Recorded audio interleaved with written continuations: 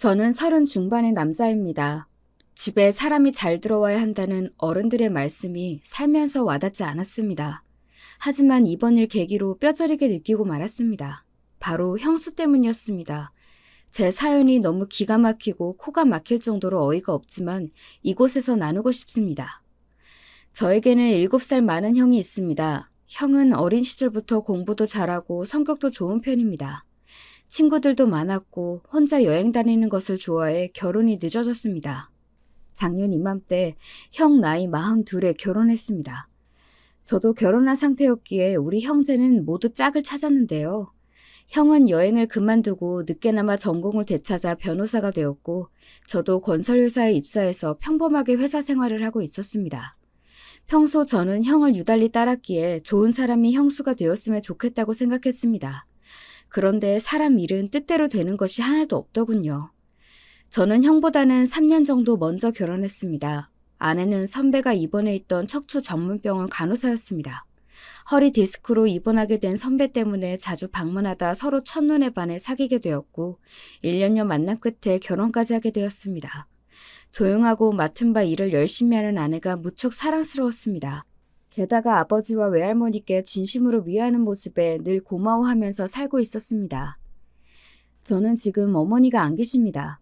슬프게도 5년 전 형이 변호사가 되자마자 교통사고로 돌아가셨고 그때부터 아버지가 엄마의 엄마인 외할머니를 모시고 살았습니다.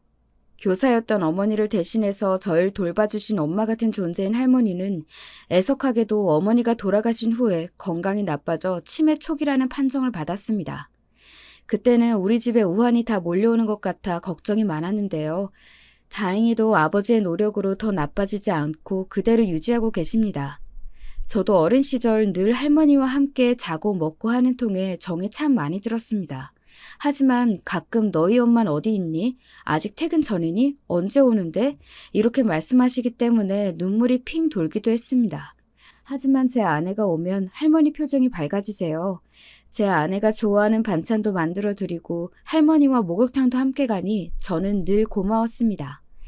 저처럼 건설회사에 다니신 아버지는 퇴직금과 저축, 어머니 보험금을 합쳐 건물을 하나 사셨습니다. 지인 소개로 구매한 구청 근처의 8층 건물이었습니다. 형수는 그 건물에 입주한 치과 의사였습니다. 형의 변호사 사무실도 거기에 있었기에 두 사람은 자연스럽게 연결이 되었다고 합니다. 아버지는 한시름 놓았다며 엄마 묘 앞에서 우실 정도로 형제의 결혼을 바라셨는데요. 평생 혼자 살겠다던 형이 결혼할 여자를 집에 데리고 온다고 할 때 저와 제 아내는 무척 기뻤습니다. 엄마를 보내고 나서 저만 좋은 사람과 함께 사는 것이 괜히 미안하기도 했었기 때문입니다. 치과 의사라는 직업보다 형수가 아내보다 한 살이라도 위라서 다행이구나 싶었습니다. 동서지간에도 서열이 있는데 나이가 많은 형님한테 존대하는 것이 편하니까요.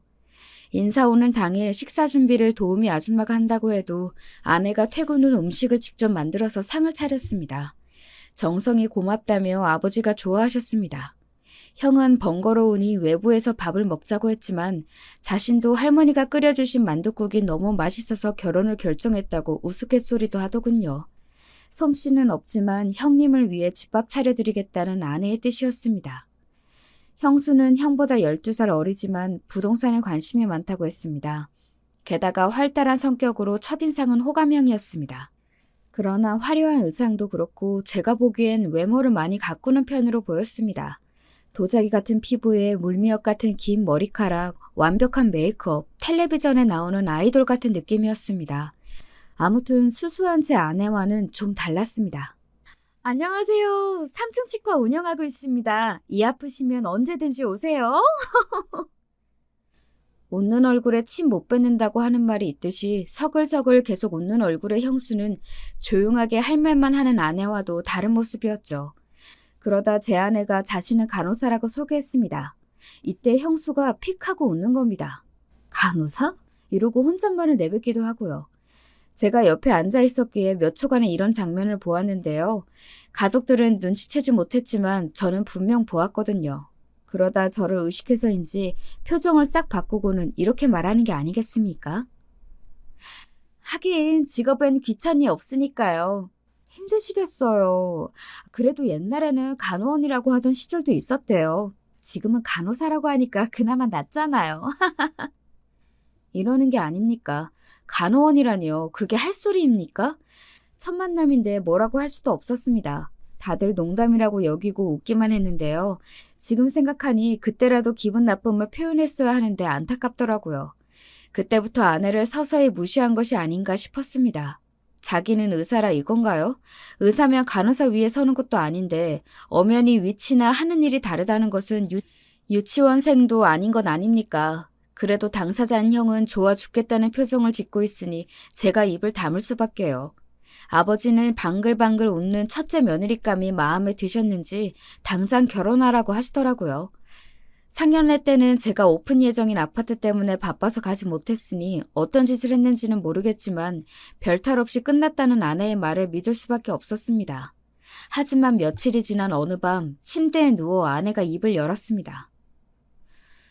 상견례 날 기분이 묘한 일이 있었어.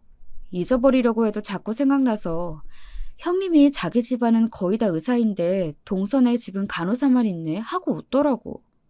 하긴 우리 사촌 언니도 간호사이고 우리 올케도 간호사지만 이러는 건 아니겠습니까? 의사 집안이면 의사 집안이지 얼마나 자랑했으면 아내가 이러는 걸까 싶었습니다. 사람이 웃는다고 다 좋은 뜻은 아니잖아요. 막 비웃는 듯이 웃는 것이 더 기분이 나쁜 법입니다. 한 번만 더 그러면 형수한테 따끔하게 한 소리 하겠다고 했습니다. 그러니 아내는 참으라고 하더군요. 결혼한 새댁한테 한마디가 상처가 되는 법이라고 기분이 나빴다고 하면서도 형수 편을 드는 아내를 보니 갑자기 속상했습니다. 도대체 그 형수는 왜 그러는 걸까요? 주변에도 의사인 친구가 있지만 간호사를 무시하는 일은 없던데 말입니다. 아무튼 형수는 이해가 되지 않았습니다. 더 기분 나쁜 것은 바로 결혼식이었습니다. 제주도에서 작은 결혼식을 하겠다고 하더니 막상 가서 보니 성대한 결혼식이었습니다. 바다가 보이는 호텔 잔디밭에서 오케스트라 협연부터 비싼 생화 장식에다 바다까지 만찬, 심지어 가수까지 초청해 축가를 부르더군요. 마치 외국 영화에서 보는 장면 같았습니다. 예식장에서 20분 만에 해결한 저희가 어색할 정도였습니다. 게다가 직계 가족만 모인다고 해서 제 장모님하고 장인어른도 못 오셨는데 형수 당신의 가족들은 사돈의 8촌까지 비행기를 타고 왔습니다. 비용이 얼마인지 어마어마할 텐데 모두 형이네 모양이었습니다. 아내가 좋으면 처가댁 말뚝에도 절을 한다지요. 비용 괜찮아? 하고 물으니 형이 알아서 한다고 하니 제가 뭐라고 할 만한 상황은 아니었습니다. 문제는 가족 사진이었습니다. 식이 끝나고 신부와 신랑 가족들이 모여 찍는 사진 말입니다. 일단 식구가 많은 형수네 가족부터 찍기 시작했습니다. 대대로 의사 집안이라고 했던 형수였기에 얼마나 대단한지 제가 사람들을 하나씩 바라보았습니다. 나중에 아버지에게 들으니 집안의 의사가 수두룩해서 종합병원을 차려도 된다는 말을 상견례 자리에서 했다고 하던데 결혼식장에서는 의사 가운 입고 오는 건 아니니까 누가 의사인지 알 수는 없더군요.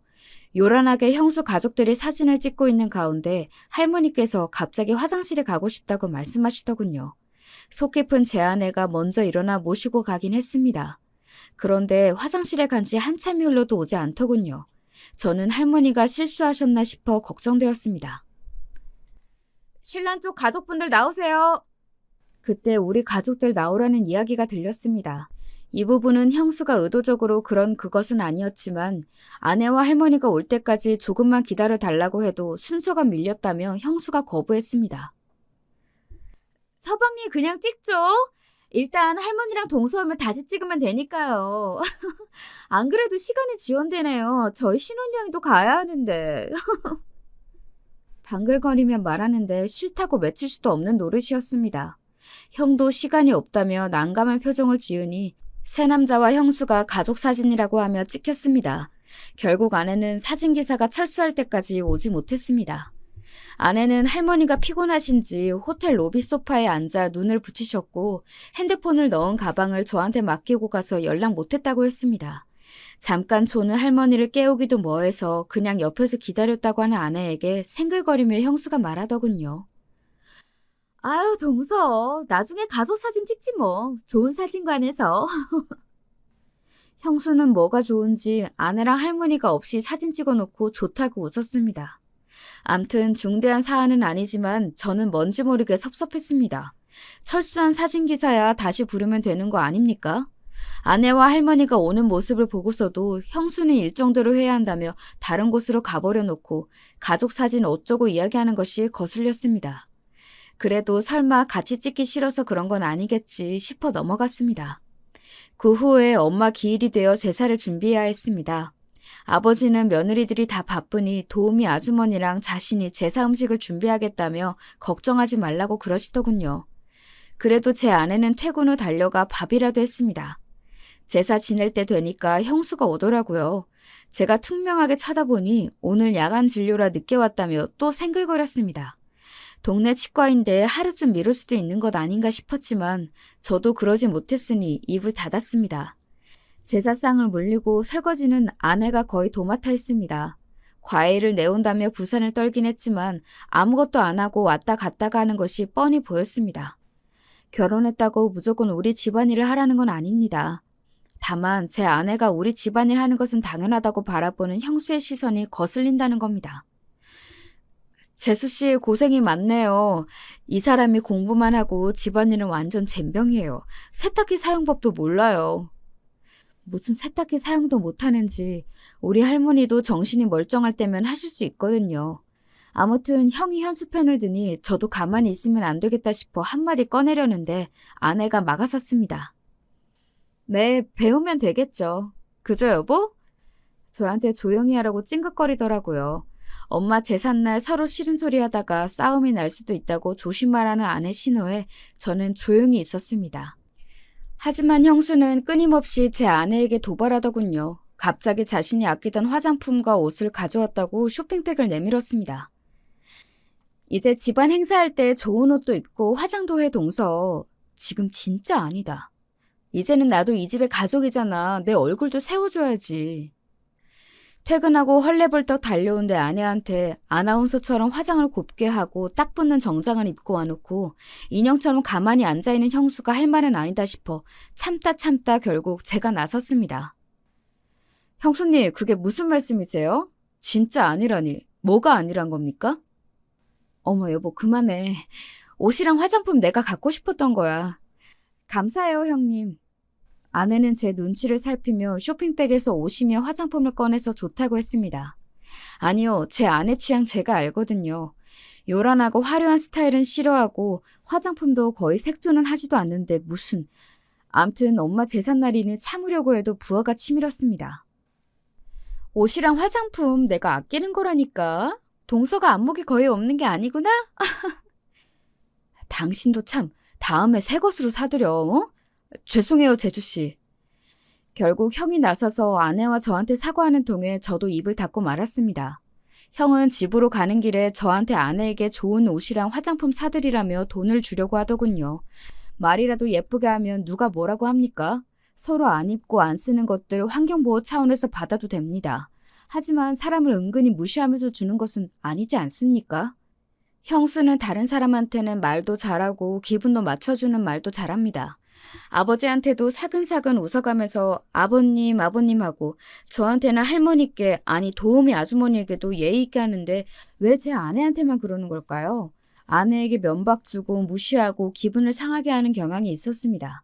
마치 간호사한테 당한 것이라고 있는 사람처럼 내 아내한테만 신경 긁는 소리만 해대고 있으니 제가 미칠 노릇이라는 겁니다. 게다가 방글방글 웃으면서 말이죠. 형수한테 도대체 왜 그러냐고 따지고 싶었지만 그 자리에서는 괜히 아내 기분만 상하게 하는 것 같아 입을 닫고 말았습니다. 다음 날 아내를 백화점으로 끌고 가서 사고 싶은 옷이랑 화장품을 사줬습니다. 처음에는 비싸다고 싫다고 했지만 제가 안 사면 형수랑 한판 뜨겠다고 하니 결국 마음에 드는 것을 고르기 시작하더군요. 그동안 해준 것도 없어 미안하기만 했는데 형수까지 무시하는지 더 미안해서 죽을 맛이었습니다. 그래도 형수 때문에 자신만 수지 맞았다며 아내는 백화점 주차장에서 빙그레 웃었습니다. 아내가 웃으니 제 마음도 조금은 편해지더군요. 그때부터 형수와 거리를 둬야겠다 결심했습니다. 자꾸 만나면 감정만 상할 테니까요. 어머니 제사 다음 날 저는 아버지한테 이야기도 해보았습니다.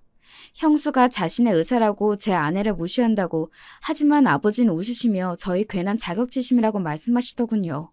형수가 아무 생각 없이 하는 말을 가슴에 담지 말라고 하시며 그동안 엄마 돌아가시고 형의 마음고생이 심했다며 형수를 만나 안정도 되는 것 같으니 저보고 오히려 형 내외가 잘 살게 도와주라고 하셨어요. 저도 엄마가 그렇게 가셔서 마음고생 많이 했거든요. 그때 아내가 아니었다면 지금은 일상생활도 하기 어려웠을 겁니다. 그렇게까지 말씀하시니 저는 한숨이 나왔습니다. 형수와 부딪힐 일을 최소화하려고 노력했습니다. 일부러 형수가 본가에 오지 않을 때만 저희 내외가 방문할 정도였습니다. 그런데 드디어 일이 터지고 말았습니다. 바로 할머니의 생신날 있었던 일입니다. 형수는 결혼하고 처음 맞이하는 할머니 생신이라 근사한 곳으로 초대하고 싶다고 했습니다. 호텔에서 하룻밤을 보내고 식사도 하고 풀파티 형식으로 진행하고 싶다나요? 형이랑 둘이 하면 될 것을 왜 할머니 생신날 한다는 건지 이해는 되지 않았습니다. 요사이 형이 바빠서 겸사겸사 놀고 싶기도 하고 할머니한테 잘 보이고 싶은 마음에 형수 혼자 신나게 계획을 세웠지만 할머니는 갑자기 콩국수가 드시고 싶다고 했습니다. 그것도 예전에 사시던 곳에서 먹던 콩국수 집에서 말입니다. 호텔이라고 하면 제주도에서 가봤다며 자신의 생일날에는 먹고 싶은 콩국수 이야기만 하시는데 제 아내가 나설 수밖에 없었습니다. 아쉽게도 할머니가 가고 싶다는 곳은 폐업했고 근처에서 그 가게 사장 자녀들이 하는 곳을 겨우 찾아냈습니다. 서울 근교 유원지였고 다행히 방갈로 같은 방도 있다고 하니 거기라도 모시고 가자고 했습니다.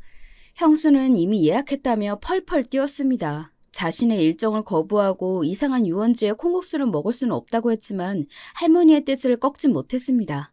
일단 제 차로 할머니와 아버지, 아내가 이동했습니다. 근처에 계곡도 있고 산도 보이는 곳이었습니다. 메뉴도 콩국수 이외에 수육이나 백숙도 있어 다양하게 시켜보았습니다.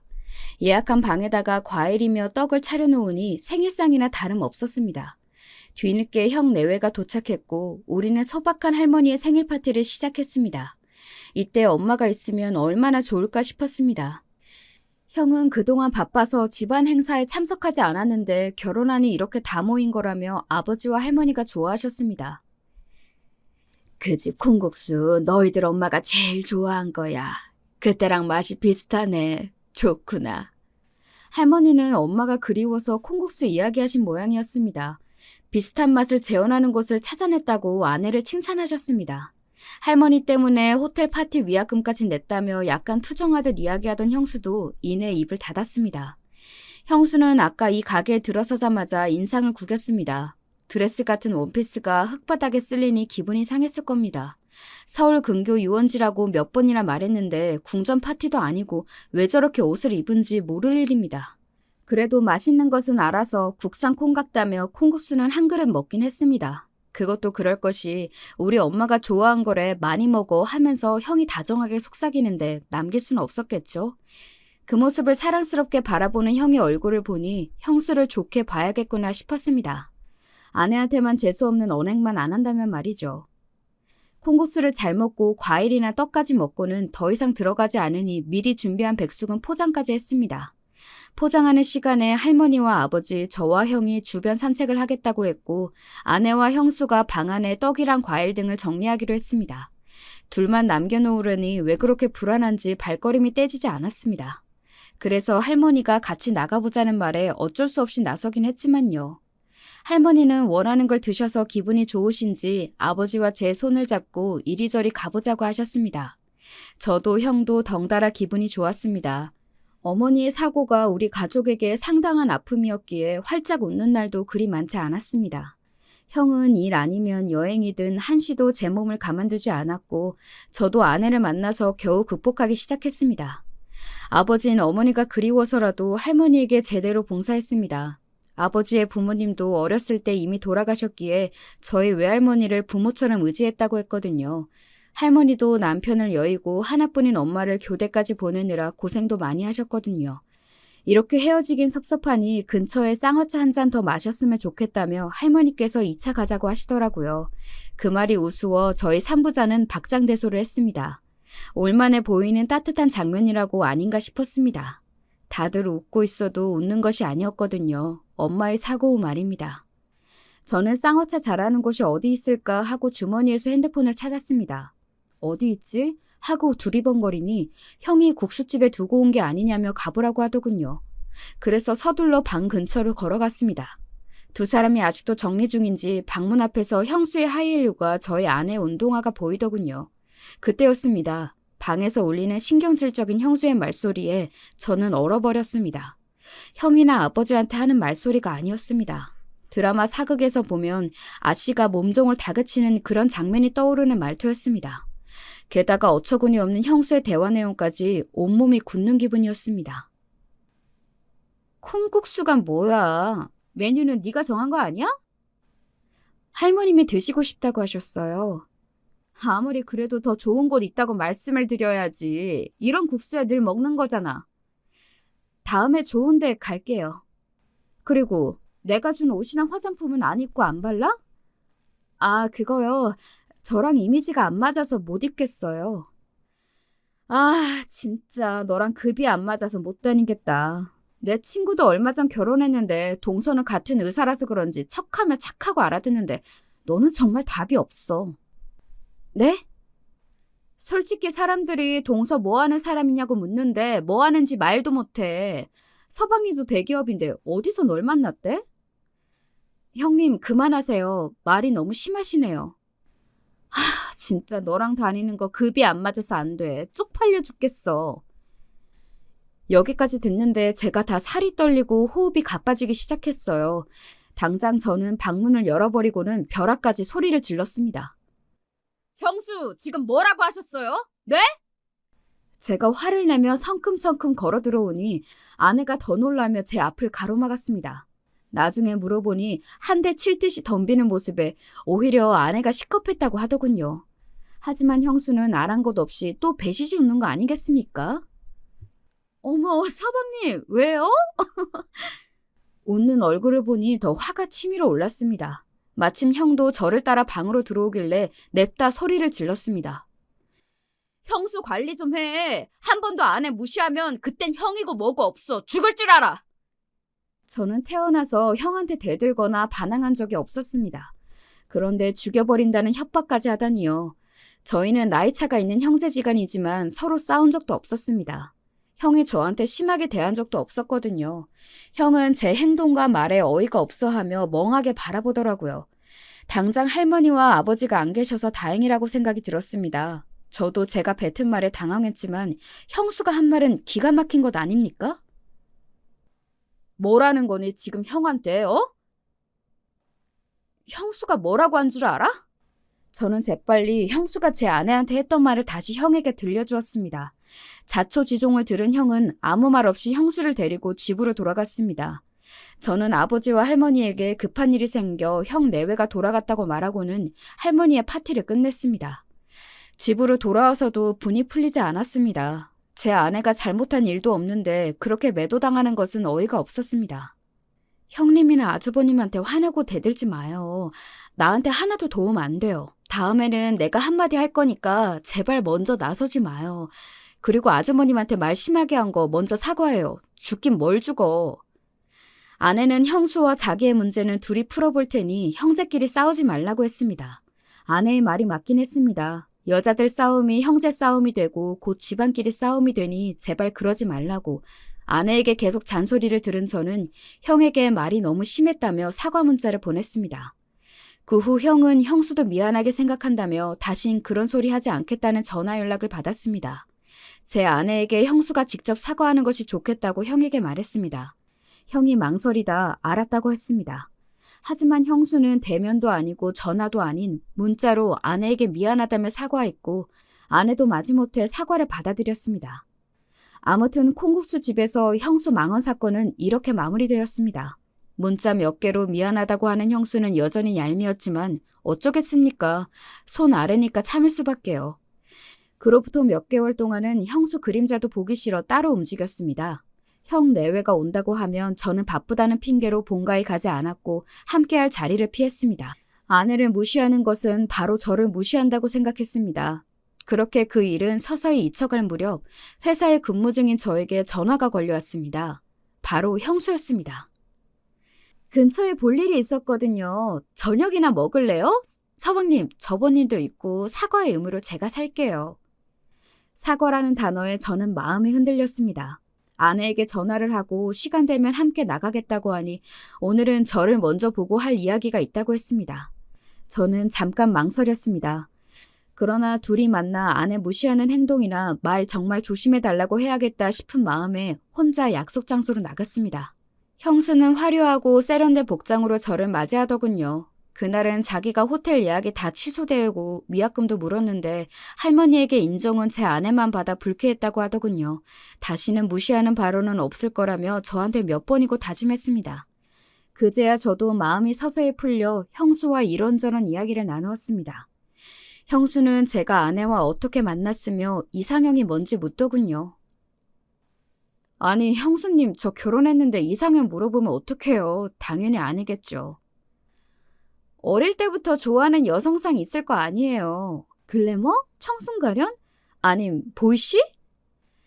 제 인생에 후회하는 순간이 있다면 이때라고 할 수 있을 겁니다. 정말이지 멍청하게도 그만 집으로 돌아가려고 아무 말이나 대답했습니다.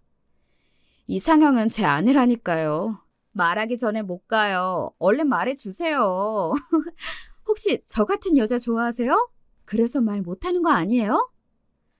아, 네, 맞아요. 형수 같은 화려한 여성 좋죠. 저 화려한 여자 딱 질색입니다만 제 입에서 그 말이 나오자 형수는 그럴 줄 알았다며 저를 놓아주더군요. 저는 형이 이렇게 집요한 여자를 좋아하나 싶었습니다. 자신이 듣고 싶은 말을 정해놓고 그 말이 나올 때까지 계속 질문을 했어요. 그날 밤 저는 아내에게 형수를 만났다고 하니 싫은 기색이 역력했습니다. 두 사람이 왜 만나는 건지 따지더라고요. 저는 겁이 덜컥 났습니다. 평소 싫은 소리 할 줄 모르는 아내가 형수랑 제가 단둘이 만났다고 하니 싫어하는 겁니다. 그래서 저는 형수한테 당신 무시하며 가만 안 둔다고 화만 내고 왔다며 변명 아닌 변명을 했습니다. 아내는 다음에 다 같이 보는 것이 좋겠다며 저한테 충고하더군요. 아주버님이 싫어하면 어쩌려고 둘이 만나? 당신은 내가 아주버님하고 단둘이 보면 좋아? 그니까 다음에 다 같이 보던지 아니면 본가에서 만나. 저는 왜 이리 생각이 짧을까요? 저는 아내만 생각해서 형수를 본 건데 아내는 여러 가지 상황을 감안하고 있던 겁니다. 저는 알겠다고 하고 잠자리에 들었습니다. 이상형 이야기는 괜히 했나 싶기도 하고 이리저리 뒤척거리다 잠이 들었습니다. 그런데 말입니다. 문제는 더 심각해졌습니다. 가끔 형수가 회사로 찾아오는 겁니다. 커피 사들고 왔는데 잠깐 내려와라. 샌드위치 사왔다. 저녁은 먹었나.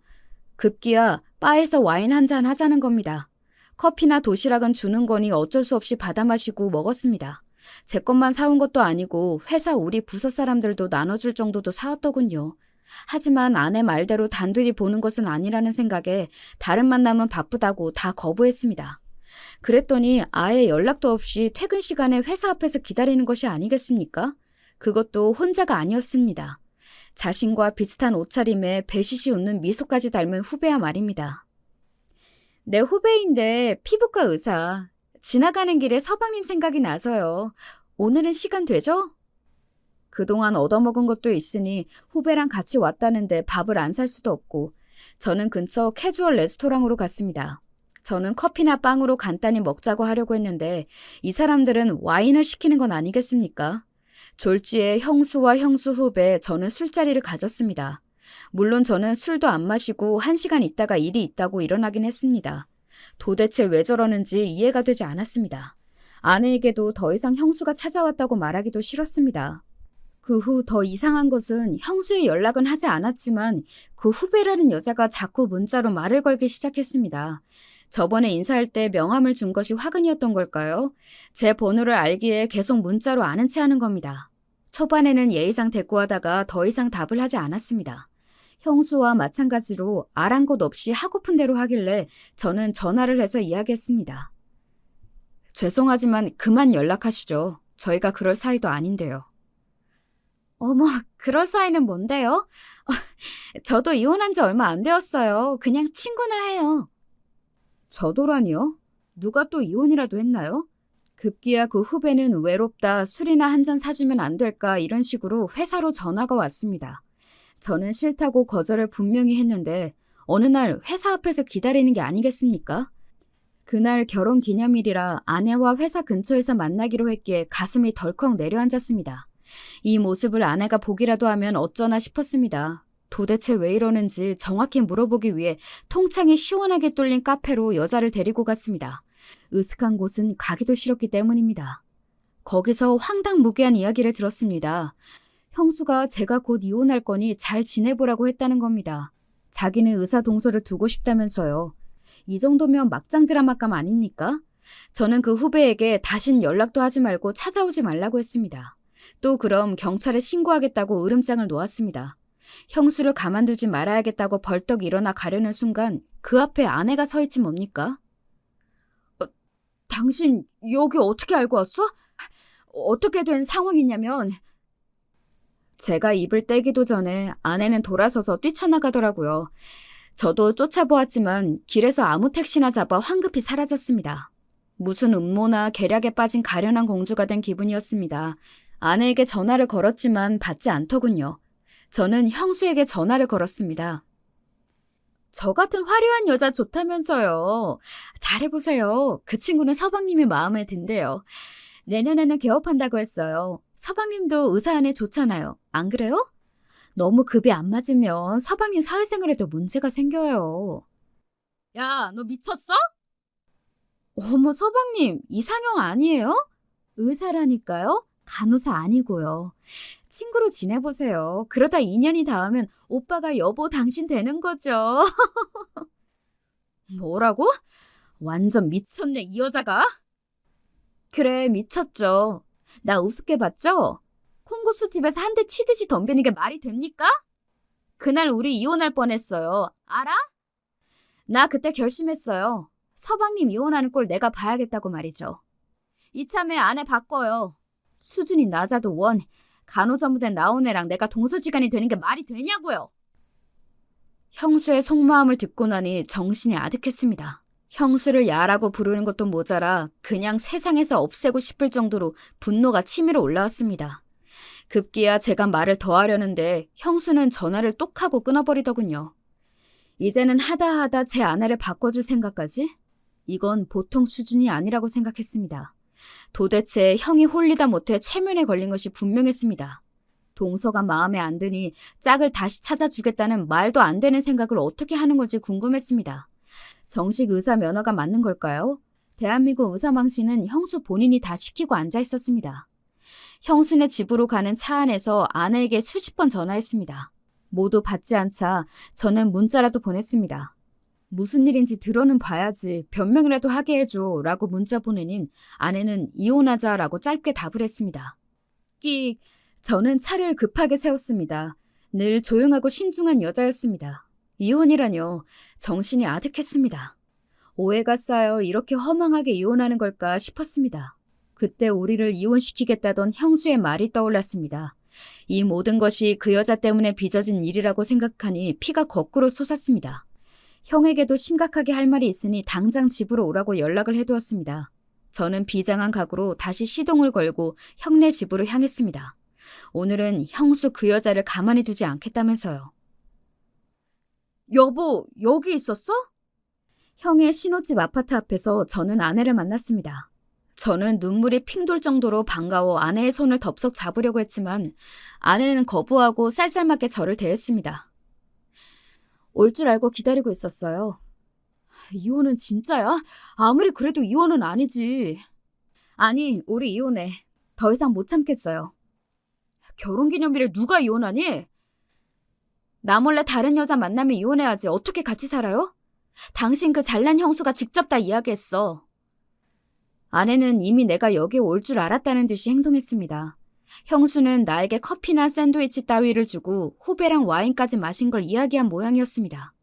오늘 결혼기념일 제가 카페에서 형수의 후배를 만나는 것도 형수가 알려주더랍니다. 그런 일이 있었다고 제가 말도 안 했으니 아내가 화를 내는 것은 당연했습니다. 하지만 저는 억울했습니다. 아무 일도 없었기 때문만 아니라 형수가 너무 싫지만 형 때문에 가족 때문에 참은 것도 있으므로 분통이 터졌습니다. 형수 말 다 사실 아니야. 제발 내 말을 믿어. 뭐가 아닌데 후배 소개하니까 당신 얼씨구나 하며 좋아했다며? 그렇게 좋아? 의사가? 의사면 이혼하고 다시 결혼이라도 하려고? 뭔 소리야? 난 당신이 좋지. 무슨 의사야, 의사는. 그런 것들이 의사야? 남의 마음 이렇게 아프게 하는데 무슨 병이라도 낫게 해주겠냐? 그럼 왜 이상형이 형수라고 해, 하길? 이상형이라고 한 적은 없었습니다. 화려한 여성이 좋다고 했다고 그게 무슨... 아무튼 있는 이야기 없는 이야기 지어내서 아내에게 한 모양입니다. 대충 빠져나가려다가 오히려 제가 당한 거라고 아내가 말하면 믿어줄까요? 각설하고 전 아무튼 잘못했다고 일단 빌었습니다. 아파트 화단에서 그렇게 비는 남자가 바로 저였습니다. 그리고 제가 그 후배한테나 형수한테 안 만나겠다고 말했던 문자들을 보여주었습니다. 그러자 아내는 입술을 꽉 깨물더군요. 봐봐. 나 절대 아니야. 형수 같은 여자 트럭째 와도 싫다니까. 싫은 정도가 아니라 끔찍해. 그니까 제발 이혼은 안 돼. 안 된다고. 나 너 없으면 하루도 못 살아. 됐고 조용히 좀 해. 내가 오직하면 그래? 이 여자 진짜 안 되겠네. 화낼 줄 모르는 여자가 성질이 나면 무섭다는 것을 그제야 알았습니다. 형수 집 현관문이 열리자 아내는 야무지게 달려가서 따지더군요. 또박또박 톤도 높아지지 않고 조용히 말이죠. 형님, 이런지 세상에 이런 일이 나올 만해요. 알아요? 결혼한 시동생한테 여자 소개라니요? 안 먹히니까 저한테 거짓말로 지어내고? 치과 앞에서 가서 한번 떠들어 볼까요? 이게 맞는 짓인지? 어머, 너도 본색이 나오는구나. 누가 착한 척하고 앉아있길래 속도 없는 줄 알았지. 야, 걔는 너랑 급이 달라. 피부과 전문이라고. 전문대 나온 너랑 다르다니까? 짝, 그때 아내가 형수의 뒤통수를 갈기는 거 아니겠습니까? 아내가 고등학교 때 배구 선수 했다고 한 적이 있던데 정확한 서브였습니다. 텅 하고 형수의 골이 울렸습니다. 정신 차리세요, 형님. 야! 이게 감히 의사를 쳐? 가르사 주제? 하고 아내의 머리채를 잡으려는 걸 아내가 쓱 하고 피하더군요. 자신의 힘에 못 이겨 형수는 바닥에 고꾸라졌습니다. 가정 형평상 전문대 다니고 나중에 편입해서 간호대학 나왔어. 그게 죄냐? 누가 죄래? 나랑 급이 안 맞다는 거지. 네가 나한테 다 이야기했듯이 네가 보낸 문자 아주버님에게 다 보냈다. 알아서 해. 형수는 그 말에 놀라 더 이상 아따구니는 못 쳤습니다. 형을 그렇게 좋아하는 걸까요? 아무튼 저는 아내의 다부진 태도가 마음에 들었습니다. 똑부러지게 말할 줄 알았는데 그동안 형수의 무시를 가족을 위해 참은 모양이었습니다. 아무튼 전 돌아가는 차 안 빌고 또 빌었습니다. 누가 같이 산대? 나 당신 용서 안 했다. 미안해. 몰라. 정말 이혼하고 싶었어. 미안하다. 저녁 뭐 먹을래? 예약한 곳 다시 갈까? 이혼 아직 취소 안 했어. 근데 말이야, 당신 사람 때릴 줄도 알아? 처음이야. 그리고 애 아빠 뺏기게 생겼는데 그런 먼 짓을 못할까? 애 아빠? 나 임신 8주 차래. 뭐 임신? 형님이 계속 찾아온다고 미리 이야기했으면 놀랄 리도 없잖아. 임신이라고 했어? 아까는 정말 놀라서 어떻게 되는 줄 알았어. 임신하면 호르몬 분비가 과도해져서 화도 낼 수 있고 소리도 지를 거니까 앞으로 조심해. 나 아빠 되는 거지? 그래, 임신했어. 당신 아빠 되는 건 맞고. 근데 말이야, 가족들한테는 일단 말하지 마. 12주 넘어가서 말씀드릴래. 혹시 또 잘못될 수도 있으니까. 저는 하마터면 핸들을 놓칠 뻔했습니다. 임신이라뇨. 제가 애 아빠가 된다니. 아까 형수 때문에 열받은 상황들이 눈녹듯 녹았습니다. 어쩐지 이혼 이야기를 성급하게 꺼낼 때부터 아내가 평소와 다르다는 것을 알았습니다. 그래, 알겠어. 저는 고개를 미친 듯 끄덕이며 조심스럽게 운전했습니다. 가슴이 벅차올랐습니다. 사랑스러운 아내를 위해 저는 며칠 동안 빌고 또 빌었습니다. 아내의 마음이 서서히 풀릴 때쯤 형수가 병원에 입원했다는 소식을 들었습니다. 아니, 안정은 제 아내가 취해야 하는데 무슨 소리인지 의아했습니다. 게다가 아버지의 호출에 우리 부부는 본가로 달려갔습니다. 너희들 만나고 형수가 유산했대. 도대체 너희들 어쩌고 다닌 거야, 응? 아가 너는 간호사라고 무시한다고 생각하니? 그리고 넌 형수가 너한테 흑심 있다고 여기는 거야? 그게 말이야? 네 형은 이제 이혼한다고 말하고 잠적했대. 내가 너희들한테 부탁했잖아. 형 내외 잘 봐달라고. 아버지의 불호령이 우리 부부에게 떨어졌습니다. 적반하장도 유분수지. 그 여자 진짜 몹쓸 사람이었습니다. 유산이라니 어이가 없었습니다. 그런 험한 일은 제 아내가 당할 뻔했기 때문입니다. 그런데 저희한테 덮어씌우다니요. 형수가 임신한 것은 맞는지도 저는 의심스러웠습니다. 아버지, 제 이야기 좀 들어보세요. 듣기 싫어. 당장 병원으로 가자. 너희들이 뭘 잘못했으니 그런 일이 생기지. 당장 사과하러 가자니까. 저와 아내는 아버지에게 우리 임신했습니다 라는 이야기하지 못했습니다. 차마 형수의 유산이 사실이라면 어떡하나 싶었습니다. 그래도 할 말은 해야 한다고 생각했습니다. 저는 아버지에게 그동안 일을 말씀드렸습니다. 콩국수 집부터 형수의 후배 이야기까지 며칠 전에 아내와 형수에게 있었던 일도 말입니다. 아가 모두 사실이냐? 네. 아버지, 그리고 저희는 10달 뒤에 아기 생겨요. 형수 일은 안타깝지만요. 정말 저희는 몰랐습니다. 뭐, 임신? 아버지도 놀라셨지만 더 이상 말씀 못하셨습니다. 형은 유산되고 저희는 임신이라니 당황하실 만도 하죠. 몇 초간 침묵을 지키시다가 아내의 몸 상태를 물으시고는 축하한다고 하시더라고요. 그래도 병원에는 가봐야 하지 않겠냐며 운을 떼셔서 저희는 일단 형수가 입원한 병원으로 가기로 했습니다. 아내는 차 안에서 내내 아무 말이 없었습니다. 날 뒤통수 때린 일이 이렇게 된 걸까요? 생각이 복잡해질 때 할머니도 형수를 보러 병원에 가겠다고 하셨습니다. 그래서 우리 가족은 제 차를 타고 형수가 입원해 있는 곳으로 갔습니다. 형이 갑자기 연락 두절이라고 하니 난감했습니다. 형은 화가 나고 속이 답답하며 무작정 여행을 떠나는 버릇이 있었습니다. 아무튼 병원으로 가는 차 안은 냉기가 감돌았습니다. 아버지가 된 후에는 다른 아기가 잘못되었다는 말만 들어도 가슴이 철렁했습니다. 형수 집까지 찾아가지 말 걸 그랬나 온갖 상념이 저를 사로잡았습니다. 병원에 도착하니 형수는 VRP 입원실에 있다고 하더군요. 형수의 작은아버지가 근무하는 종합병원이었습니다. 병원 앞에 다다르자 할머니께서 갑자기 큰 실례를 하셨습니다. 할머니의 상태가 요즘은 나빠지고 있는지 배변 실수를 자주 하셨습니다. 그러나 아내는 치매 탓이 아니라 긴장하고 놀라면 그럴 수 있다고 했습니다. 형수의 유산이나 형의 잠적 이런 상황들이 할머니를 힘들게 한 모양이었습니다. 게다가 저희의 임신은 타이밍이 좋지 않아 보여 안타까워하셨습니다. 내가 낮에 뭘 잘못 먹었나 큰일을 봤네. 어쩌니. 아니에요 할머니. 제가 도와드릴게요. 그래 오냐. 미안해. 아내는 괜찮다며 병원 화장실로 할머니를 모셨고 저는 근처 속옷 가게로 달려가 갈아입을 것들을 사러 갔습니다. 아버지는 먼저 형수를 만나보겠다고 올라가셨습니다. 할머니는 아내의 능숙한 대처와 다독이는 태도 때문인지 다시 정신을 차리게 되셨고 옷도 다 갈아입으셨습니다. 병원 로비에서 물을 나눠 마시며 안정을 취하는 사이 아버지가 얼굴이 굳은 채 내려오셨습니다. 저희도 올라가 볼게요. 많이 안 좋다고 하나요? 안 가도 된다. 다시 집으로 가자꾸나. 이러는 것 아닙니까?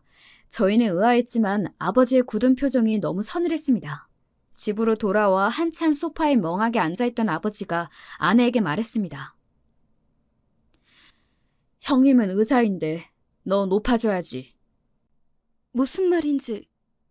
건물주 되라고. 땡땡동 건물 네 남편 돈도 보태져 산 거야. 첫째네 집 사줬으니까. 아니 도대체 의사 간호사 편을 왜 가르는 거니? 아무튼 넌 건물주라 되면 되겠다. 그렇지? 아버지의 선언에 저희는 당황했습니다. 생각해보면 땡땡동 건물 3층 세입자가 형수였습니다. 만약 제 아내가 건물주가 되면 형수는 약이 올라 죽을 텐데 저는 문득 병실에서 어떤 일이 있었는지 궁금해졌습니다. 임신 축하 파티라도 하자며 아버지는 일어나 아끼시던 양주를 꺼내셨습니다. 알고 보니 아버지가 병실 안으로 들어갔을 때는 형수가 화장실에서 누구와 통화를 하고 있던 모양이었습니다. 열받아서 유산했다고 뻥쳤어. 남편 시동생하고 그 간호사 그년이 둘이 때로 덤비더라. 게다가 그날 밤에는 남편도 실망했다고 그러지. 게다가 연락도 안 돼. 방법이 없잖아. 거짓말이라도 쳐야지. 말이 나와서 그렇지. 난 진짜 간호사 그년하고 급이 달라서 같이 있기 싫다니까. 간호사가 뭐야. 종합병원 간호사도 아니라니까. 아버님이 건물 우리한테 주시기만 하면 그냥 당장 치워버리고 싶어. 이렇게 형수가 화장실에서 떠드는 걸 말없이 듣고 온 아버지는 결심하셨습니다. 제 아내의 급을 올려주려고요. 물론 간호사가 낫다는 것이 아닙니다. 하지만 그 형수의 수준에서 급을 올리는 것은 그 방법밖에 없었습니다. 아버지가 형이 운영하는 변호사 사무실로 찾아왔습니다. 저희 부부에게 상속해 주시려고 말입니다. 소식을 들은 형수가 당장 사무실로 달려왔지만 형수 앞에 놓인 것은 형의 이혼장이었습니다. 충격과 공포에 사로잡혀 있던 형수는 저를 보자 득달같이 달려들었습니다. 서방님, 어떻게 된 일이에요? 이제 급이 달라졌네요. 제 아내는 건물주, 형수님은 세입자. 당장 치과 빼세요. 급이 안 맞아서 세 못 드리겠대요. 뭐요? 동서 그 잘난 얼굴 내밀고 말해보라고 하세요. 참내. 임신 중이라서 험한 꼴 보면 안 돼요. 네? 임신이요? 네, 임신도 저희가 했네요. 그렇다고 뻥을 치면 어떡합니까? 의사가 태아의 생명을 두고 말이에요. 뭐라고요? 형수는 얼굴이 백지창처럼 하얗게 변했습니다. 그러나 건물 뺏긴 걸 생각하니 열받아 죽으려는 형수를 뒤로하고 저는 아내가 사오라고 했던 티라미수 케이크를 사러 갔습니다. 그날따라 달콤한 것이 입에 사르르 더 잘 녹았습니다. 그 후에는 형수와 형은 이혼했고 형수의 치과는 저희 건물에서 빠졌습니다. 여기까지 오느라 저희 부부 기가 막히고 코가 막혔습니다만 나중에는 뻥 뚫려 다행이지 뭡니까. 이혼하는 과정도 험난했습니다. 결정적인 것으로 형수의 후배가 증언도 해줬습니다. 저와 제 아내가 잘 지낸 것을 보고 충격을 받았다고 했습니다. 형수가 자신을 이용할 줄은 몰랐다면서 이 여자도 형수와 자신은 급이 다르다고 하더라고요. 참네, 사람도 급이 있나요? 하여간 집안에 사람이 잘 들어와야 하는 것은 맞겠죠. 형수의 등장으로 저희는 화병이 날 뻔했지만 이렇게 극복했습니다. 그 후에는 그리고 아버지와 할머니, 저희 부부, 여행에서 돌아온 형, 그리고 기어다니면서 저질에 많이 하는 우리 딸까지 잘 지내고 있습니다. 아버지는 취미생활도 하시고 할머니는 요새는 실수를 거의 하지 않으시더라고요. 형은 괜찮은 사람 물색하고 있고 저희 부부는 각자 생활 열심히 하고 있습니다. 그 형수였던 여자는 개업한 치과가 안 돼서 지금 다른 병원 월급 의사가 되었다고 하더라고요. 모쪼록 지금까지 제 이야기를 들어주셔서 감사합니다.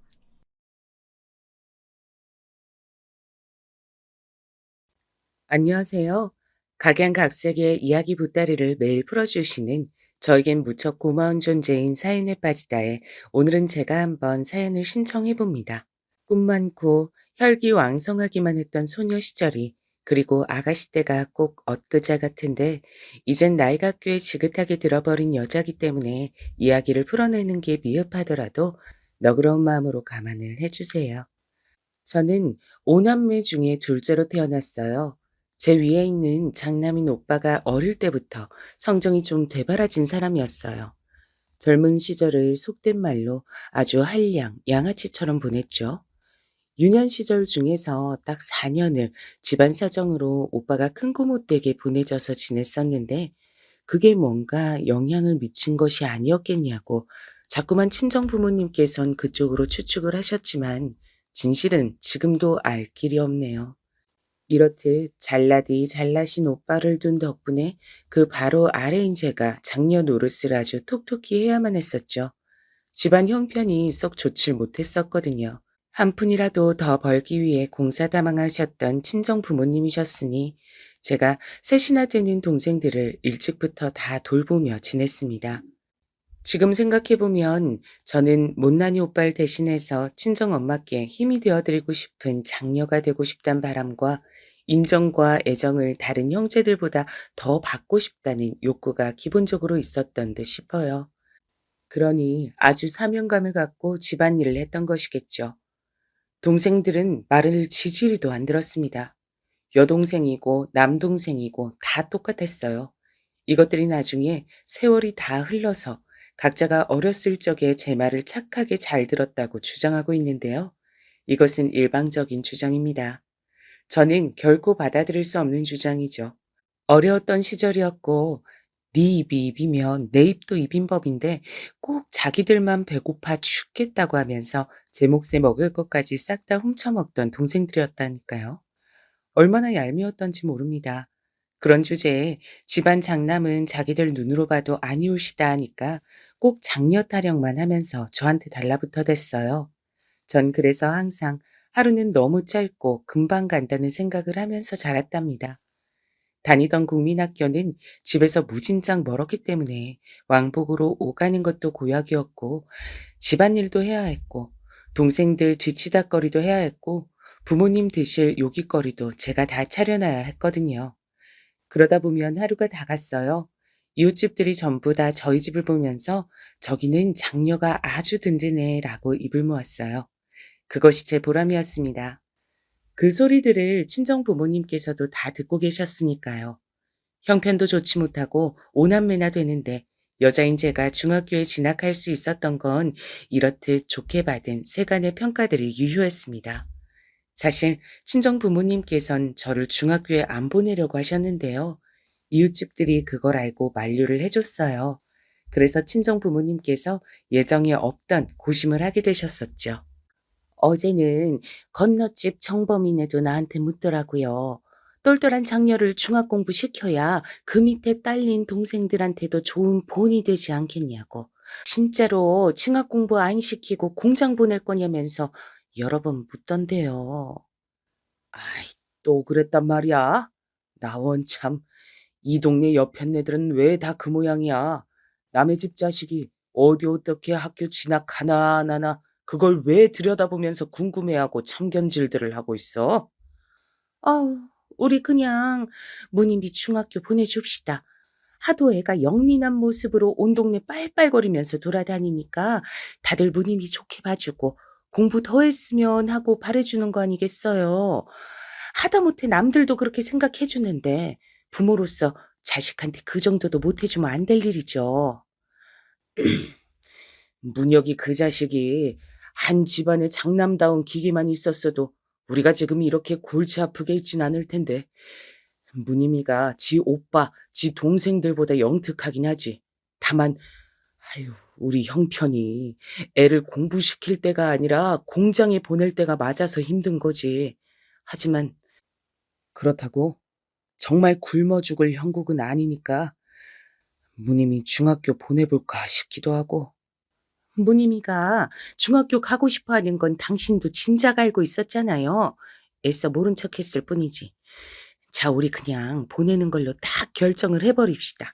무님이가 언제 우리 실망시킨 적 있는 장녀였어요? 그런 적 없잖아요. 그러니까 그 기특함이 고마워서라도 우리 공부 더 시켜줍시다. 어느 날 깊은 밤중에 친정 부모님께서 나누시는 대화를 제가 엿들었습니다. 좁은 집구석이라 비밀 대화라는 건 원체 힘들었거든요. 듣고 나서 날아갈 듯이 기뻤죠. 친정엄마의 말씀대로 저는 중학교에 너무나도 다니고 싶었습니다. 손발이 부르트고 살갗이 어린애답지 않게 거칠거칠해질 만큼 열심히 일을 하며 지냈던 건 이렇게 하면 중학교에 혹시 갈 수 있을까 봐서 기대하는 마음도 일말 섞여 있었기 때문인데 바람대로 돼서 너무 좋았어요.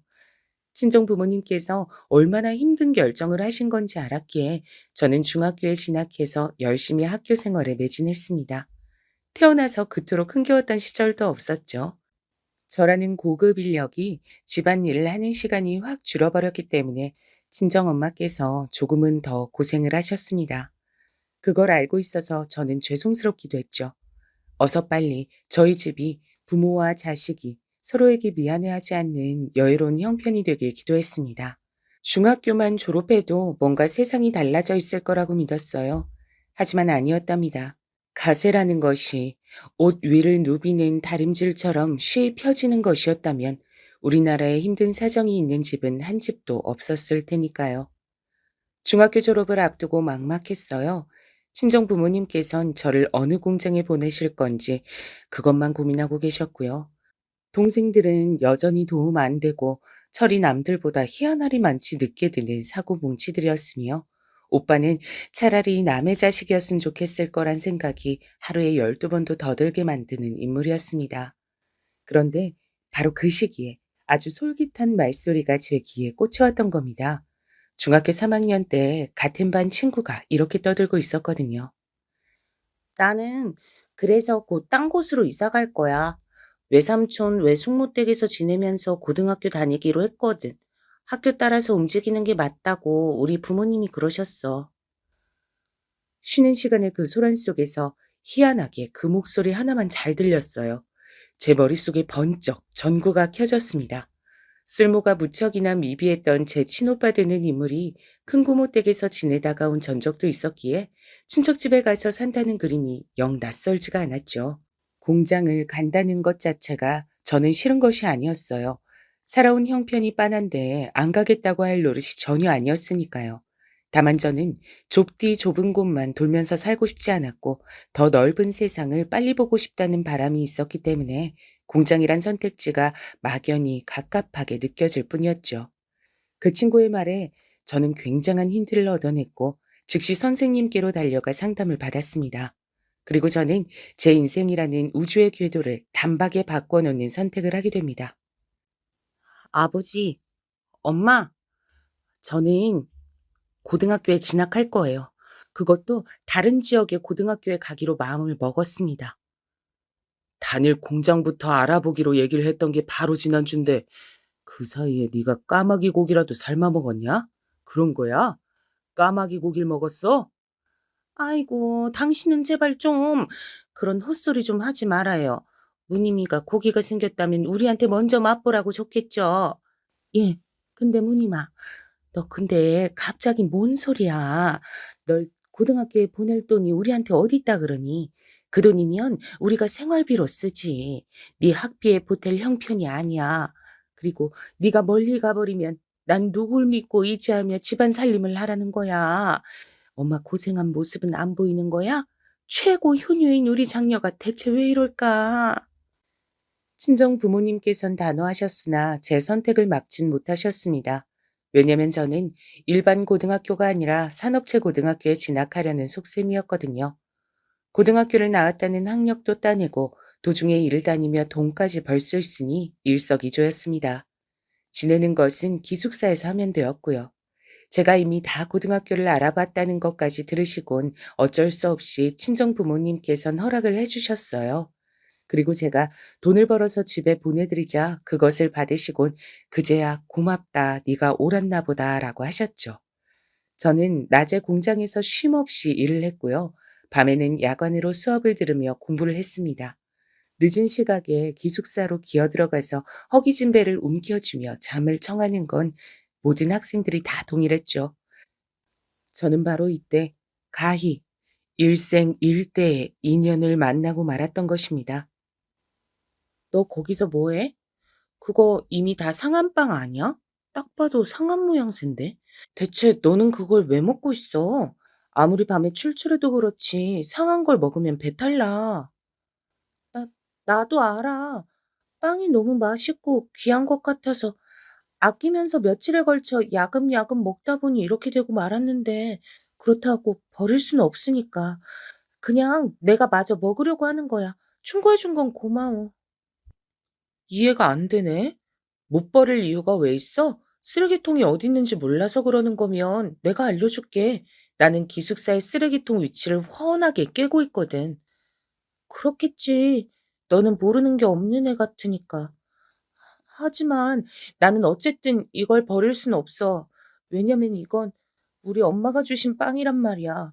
집안 형편이 좋지 못해서 빵은 거의 못 먹어봤어. 그런데 우리 엄마가 나 먹으라고, 먹고 힘내라고 모처럼 빵을 사다 주셨는데 바보같이 야금야금 먹는 바람에 이렇게 됐으니 상한 부분은 참고 먹어야지. 늦은 밤중에 상태가 안 좋아 보이는 빵을 먹고 있던 친구가 있었어요. 밤인데도 머리를 유달리 꽉 조여서 하나로 단정히 묶고 있는 게 특징인 친구였습니다. 그리고 여태까지 저는 이 친구를 몇 번 마주쳤었지만 이렇듯 말을 하는 모습을 본 게 처음이란 사실을 곧 깨달았죠. 인상부터가 차분하고 말수가 적을 것처럼 보이는 친구였어요. 호기심에 눈을 곧잘 빛내곤 했던 저와는 상반된 인상의 소유자였죠. 상한 빵을 우물거리고 있었던 진짜 이유를 듣고 나자 저는 왠지 그 친구를 그냥 지나치기 어려워서 저도 모르게 그 옆에 앉고 말았습니다. 이름이 뭐냐고 물었더니 머뭇거리면서도 최남순이라고 알려주더군요. 그러면서 덧붙인 말이 신기했습니다. 너, 너는 박무님이지? 알고 있어. 너는 성격이 활발하고 선생님한테 질문도 많이 하잖아. 그래서 알고 있었어. 정말? 그거 내가 그동안 너무 설쳤다는 뜻이지? 충고 고마워. 앞으로는 자중할게. 그런 거 아닌데? 절대 아니야. 나는 그냥 네 성격이 부럽고 좋아 보인다는 뜻이었어. 저, 정말이야. 남순이의 이름을 처음 알게 된 건 바로 그 순간이었죠. 당황하던 남순이는 제 장난기 짙은 표정을 보고 나서야 제가 그저 농담을 했을 뿐이라는 걸 알아차렸습니다. 저는 웃으며 빵을 다 먹을 동안 옆에 있어 주겠다 했어요. 비단 상하기만 했을 뿐 아니라 눈물 젖은 빵인 것 같다는 느낌이 왠지 모르게 들고 있었기 때문입니다. 혼자 어둑한 기숙사 복도 계단에서 앉아 먹기엔 너무나도 외로운 빵이었죠. 남순이는 천천히 빵을 먹기 시작했고 이런 걸 굳이 먹는 자기가 우습고 이상해 보이진 않냐고 물었어요. 그래서 저는 동생들이 씹다가 뱉은 나물도 어릴 적에 먹으면서 컸다는 얘기를 해주었죠. 그러자 남순이가 화들짝 놀랐어요. 그 반응이 재밌어서 그랬던 것인지 아니면 서로가 편하게 느껴졌기 때문인지 저는 제 지난 얘기들을 꽤 늘어놨답니다. 그러는 동안 남순이는 웃기도 하고 심각해지기도 하면서 들어줬고요. 남순이가 원래는 이렇듯 누군가와 활발하게 대화를 교류하는 친구가 아닌 것을 저는 금세 알 수 있었습니다. 다른 친구들에게 남순이에 대해 물어봤더니 누구 하나 남순이와 제대로 대화를 나눠본 적이 없었기 때문이에요. 혼자 조용히 공부하는 애라서 굳이 아무도 먼저 말을 걸어본 적이 없었다 그랬죠.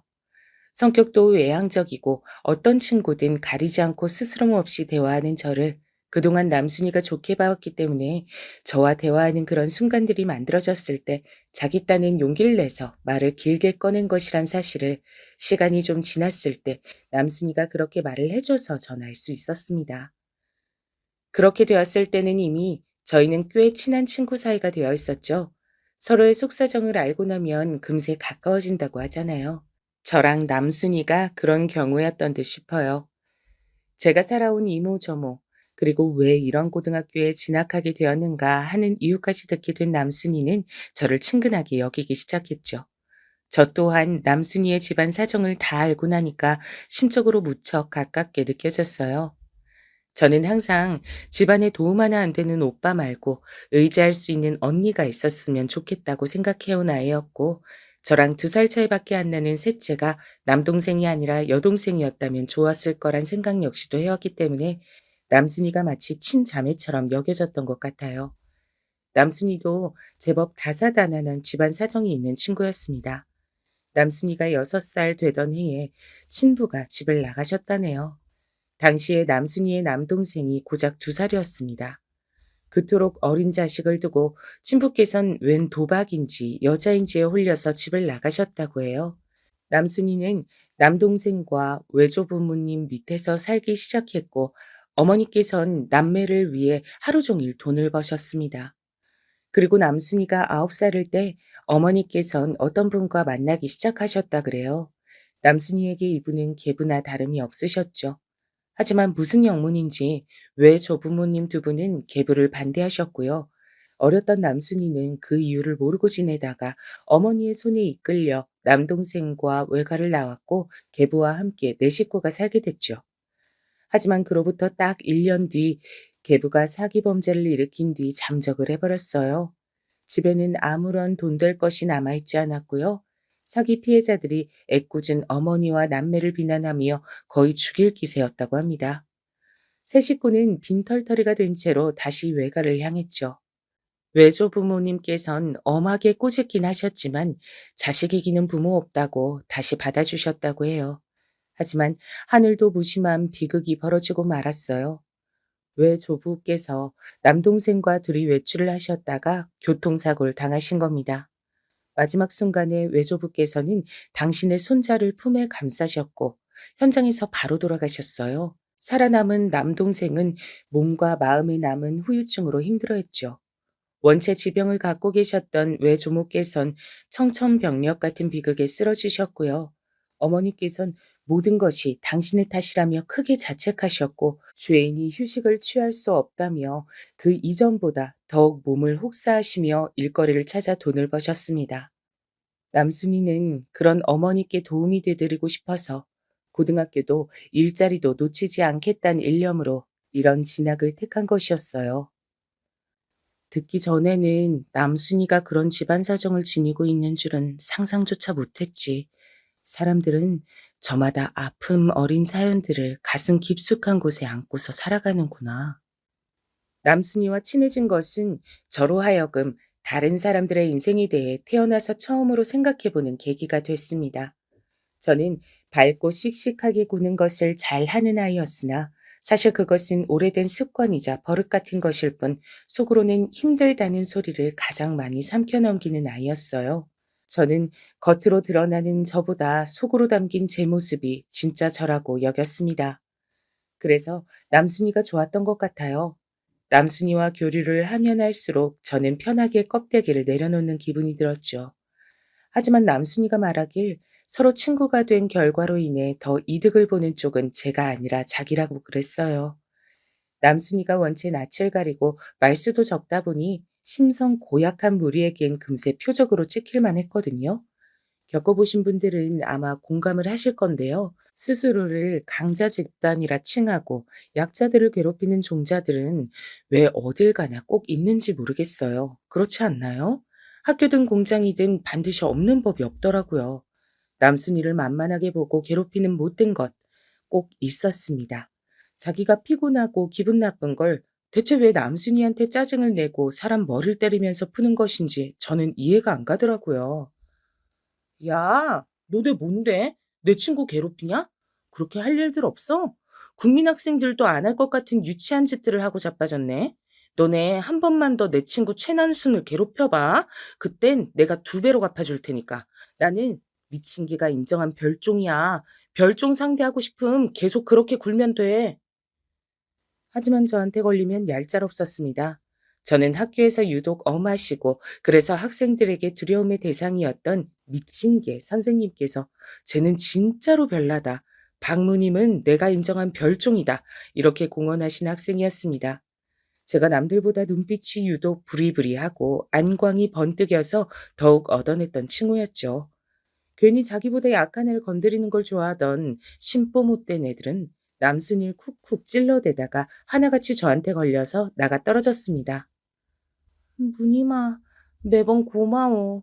나는 정말 네가 없었다면 고등학교 마치긴커녕 진작에 포기했을 것 같아. 돈이나 벌고 고등학교는 때려치우자고 결심을 내린 뒤에 이미 이곳을 떠나서 없었겠지? 네 덕분에 내가 아직도 이곳에 있는 거라 생각해. 나처럼 우중충한 애하고 늘 친구해줘서 고맙다고 생각 중이야. 너가 뭐가 우중충해? 진짜 우중충한 건 아무 이유도 없이 너 괴롭히고 싶어서 너한테 시비 거는 그 나쁜 기집애들의 속내야. 남순아, 네가 어머니 일로 요새 부쩍 힘든 거 내가 다 알고 있으니까 좀만 더 힘내줬으면 좋겠어. 그래야 어머니도 얼른 쾌차를 하실 거야. 너무 우울한 생각만 하지 말고 힘을 내기야. 알겠지? 그래, 네 말이 맞아. 내가 이렇게 땅굴을 파고 들어간다고 해도 이런다고 해서 우리 엄마의 건강이 갑자기 좋아지는 것도 아니니까 힘을 내야겠지. 다른 친구들하고 놀 때 요즘 일부러 나도 자주 끼워주는 거 알고 있었어. 그거 전부 나 힘내라 그런 거지? 무늬마, 내가 네 덕분에 또 이렇게 기운을 얻는다. 안타깝게도 남순이의 어머니께서 건강이 무척 안 좋아지셨어요. 너무나도 무리를 하시며 지내신 게 결국은 슬픈 결과를 불러온 것이었죠. 일하시던 곳에서 코피를 줄줄 흘리시다가 어지럽다고 하시며 쓰러지셨는데 그렇게 이송된 병원에서 들은 답변이 더 큰 병원으로 가보시라는 것이었답니다. 남순이의 외조모께서도 건강이 안 좋으신 와중에 너무 벅찬 소식이었죠. 어머니께선 무척 상태가 안 좋으셨어요. 남순이의 얼굴에 수심이 날로 짙어질만 했죠. 저는 그런 남순이가 기운을 잃지 않았으면 해서 당시에 신경을 많이 썼습니다. 집안의 장녀로서 누군가를 챙기며 지내는 것엔 이골이 나 있었으니 다행이라고 할까요? 이럴 때일수록 힘을 내야 된다며 저는 다른 친구들과도 남순이가 어울려 놀 수 있도록 이끌어줬죠. 그러다 보니까 남순이도 점차 별것 아닌 농담에도 웃을 줄 아는 아이가 되었고요. 일을 하다가 불합리한 일을 겪었을 때면 저와 친구들에게 속 시원히 털어놓을 줄도 알게 됐답니다. 우스갯소리로 이름에 순자가 들어가서 저렇게 순하나라고 할 정도의 인물이 남순이었는데요. 그런 남순이가 일하던 곳에서의 관리자 욕을 제 앞에서 시원하게 뱉었던 날, 저는 신나서 눈가에 눈물이 맺힐 만큼 막 웃었던 것 같아요. 그런 추억이 방울방울 쌓여갔습니다. 공부도 해야 했고, 일도 해야 했고, 집에 돈도 붙여야 했으며, 집안일에 촉각도 늘 기울이고 있어야 했으니, 녹록하지 않은 생활이었으나 서로가 있었기에 우정으로 버텨냈던 고등학교 시절이었어요. 그리고 졸업 후에 슬프지만 뿔뿔이 흩어져서 각자의 일상을 살게 됐죠. 저와 남순이 말고 세 명이 또 저희하고 제법 친하게 지냈었는데요. 그중 한 명은 대학에 진학하기도 했어요. 그만큼 다양하게 일상이 갈라졌죠. 저는 일터를 옮겨서 새롭게 지내기 시작했고요. 남순이는 외가로 가서 근처의 직장을 다니며 지내게 됐습니다. 바쁜 일상을 살아가다가 몇 달 뒤에 제가 먼저 남순이에게 연락을 해봤어요. 이런저런 가벼운 안부를 주고받다가 제가 어머니 상태를 물어봤죠. 그랬더니 가슴 철렁한 답변이 돌아왔습니다. 그게 사실은 많이 안 좋으셔. 얼마 못 버티실 것 같아. 엊그제 병원에선 길면 2달까진 본다고 했어. 세상에, 그랬구나. 네가 그건 정말 힘들었겠다. 내가 지금은 직장에서 상황이 영 안 좋아서 너무 힘들고 다음 달에나 어머니 한번 찾아뵐게. 가서 뵙고 인사드려야지. 에이, 아니야, 무늬마. 그럴 필요 없어. 왜 애써 여기까지 온다 그래. 안 그래도 돼. 하지만 안 찾아뵐 수 없겠다 싶었어요. 저는 새 친구들에게 연락을 그래서 미리 해두었죠. 시간 맞춰서 다음 달에 꼭 함께 가보자고요. 친구들도 그때 시간을 내보겠다고 긍정적으로 말들을 해줬어요. 그런데 다음 달이 되었고 제가 친구들을 데리고 가보려던 날짜를 불과 일주일 앞두고 남순이의 어머니께서 갑자기 돌아가셨습니다. 새벽에 돌연 호흡이 마구 가빠지시더니 그대로 손쓸 도리조차 없이 가셨다고 합니다. 연락을 받자마자 저는 후회가 들었어요. 진작에 가서 찾아뵈었어야 했는데 어머니께 너무 죄송스럽고 남순이에게도 미안했죠. 이제라도 부지런을 떨어야겠다 싶어서 당장에 남순이에게 달려갔습니다. 쇠약한 상태셨던 외조모께선 혼절을 하신 상태였고 앳된 얼굴 위로 눈물 자국을 잔뜩 남긴 남동생을 옆에 끼고 남순이가 처량하게 있었습니다. 친가 쪽은 아무도 없고 그나마 외가에 친척들이 몇 있었는데 아무도 장례식을 나서서 치러주겠다고 하진 않는 상황이라고 했습니다.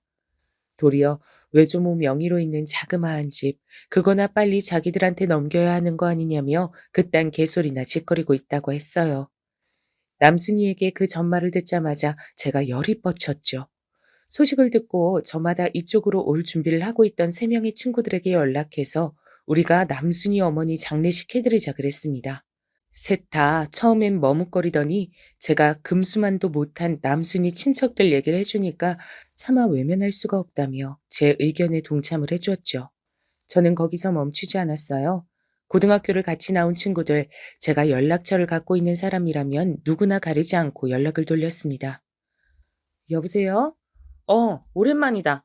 나 박무님인데 다름이 아니고 너 남순이 알지? 나랑 같이 다니던 애 최남순. 지금 남순이네 어머니가 돌아가셨는데 장례 비용이 절실하게 좀 필요한 상황이야. 혹시 조금이나마 도와줄 수 있을까? 돈이 아니라도 좋아. 와서 꼭 조의를 표하고 얼굴이라도 비춰주면 좋겠다. 내가 부탁 좀 할게. 그냥 무작정 연락을 돌렸어요. 그리고 딱히 안 친했던 친구들에게 철면피로 연락하는 것보다 더 망설여졌던 건 제 친정 식구들에게도 부탁을 했습니다. 친정 부모님께선 우리가 돈이 어딨냐며 펄쩍 뛰셨지만 제가 남순이의 상황을 자세하게 말씀드리자 두 분 다 한숨을 내쉬면서도 돈을 보태주셨어요. 십시일반으로 돈이 거쳤죠. 당연히 제가 선봉에 섰고 많이 냈고 장례식장에서도 가장 동분서주하였습니다. 무엇보다 장례식장에 뻔뻔한 낯짝들을 비추신 남순이의 외가 친척분들을 향해서도 한마디 던졌었고요.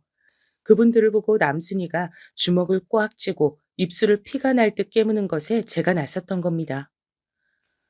무슨 낯짝으로 오신 건가요? 짐승이 사람 가죽을 뒤집어 쓴 것 같네요. 그러자 다들 역정들을 내셨습니다. 모욕은 듣기 싫으셨던 건지 저를 향해 삿대질을 하며 난리를 치셨어요. 그때 남순이가 울컥하며 외쳤습니다. 솔직히 제 친구가 지금 하는 말 맞는 거잖아요. 틀린 소리 아니잖아요. 뭐야? 어디서 감히 어른한테 대들고 누나를 부라려? 웬 양아치 같은 애비놈의 피를 받아서 그런가 하는 짓이 천박하네. 어느 친척분께서 남순이에게 그런 막말을 내뱉으시더니 그걸로도 모자라 손찌검을 하려고 드셨습니다. 순발력 좋은 제가 그 앞을 막아섰고요. 남순이 대신에 뺨을 맞았습니다. 장례식장엔 숨막히는 정적이 감돌았죠. 이렇게 하시니까 속이라도 시원하세요? 스스로 떳떳하지 못하고 창피한 건 아마 잘 알고 계실 거라 생각합니다. 영영 이 순간을 수치스러워하면서 살아가세요. 제가 안광을 형형하게 밝히며 외치자 그분이 주춤거리며 뒷걸음질을 치셨습니다. 다른 친척분들도 마찬가지였죠. 저마다 창피한지 얼굴들이 붉어져 있었어요. 그러더니 죄다 주랭랑을 쳐버렸죠. 제가 부른 친구들과 남순이 어머니께서 생전에 연을 맺으셨던 분들로 이뤄진 단촐한 장례식이 무던히 이어질 수 있었습니다. 어머니를 보내드린 이후에 남순이하고 둘이 국밥집에 와서 마주 앉았어요. 정말 고마워, 문임아. 네 덕분에 우리 엄마 가시는 길 외롭지 않으셨을 것 같아.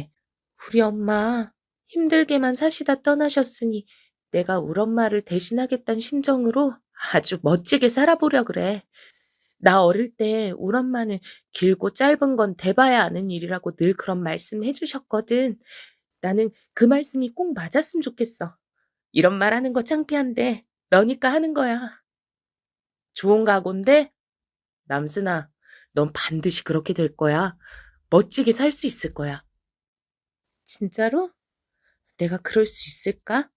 의욕은 당장에 앞서지만 솔직히 막막하고 겁도 나긴 해.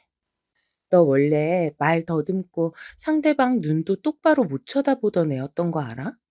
우리 처음에 대화 나눴을 땐 분명히 너 그랬었어. 근데 지금 너를 봐.